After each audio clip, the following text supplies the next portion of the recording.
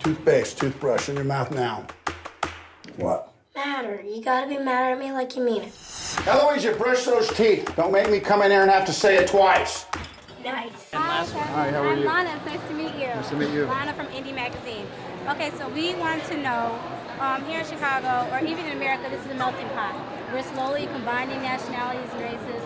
How do you think this movie will be influential with what's going on today in society?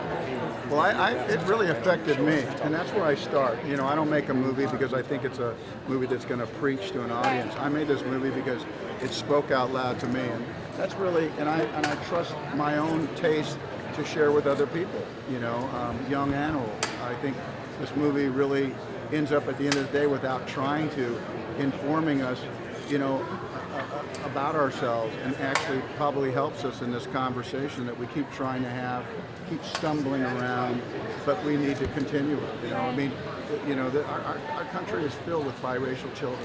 It's a fact of life, and we got to get over it, snap out of it, and understand that we're better off, and there's a lot more. There's so much to be appreciated about that culturally. What is your favorite scene out of the movie that you think is just astounding, just life-changing? Well, I don't know, astounding, life-changing, but this movie rocks all the way through. Every time you think the movie's going one direction, it goes the other. So you don't have to wait to be entertained. The movie starts entertaining you pretty early and keeps your level of interest high all the way through. Why was it so important for you to direct and come up with a film, black or white, for us to see? I have a nephew that I love very much who's biracial, and I've been in his life since he was a little boy, and my wife's family and I and his family all raised him together when his mother died.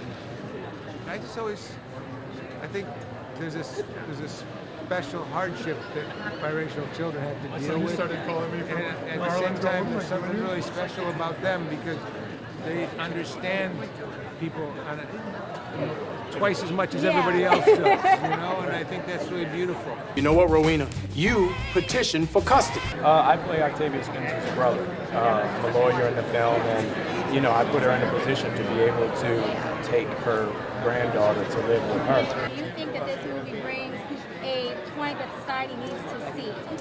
Definitely. I think there's a level of hatred and ignorance that's running throughout society right now that wasn't there even in our parents' generation. Right. I think we've digressed greatly, and I think as a society we wouldn't do ourselves justice if we don't talk about it. And as artists, we aren't doing our job if we don't reveal it. Right. So it's I feel like having the two sides, the black side and the white side, and showing both of them in their perspectives is very important. Mike wrote a line in this movie that I think is one of the most important and powerful lines I've read as an actor. And Kevin Costner in the courtroom scene says, having a bad thought about someone because of what they are, the way they look, doesn't make you a racist.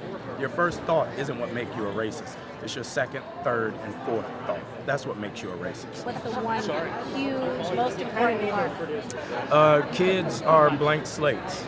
So if you're going to be a parent, don't let your nonsense contaminate your kid. Let them grow up to be beautiful people. We love ENDEE Magazine. Can't wait to get out of cold Chicago and come back in the spring. Thank you.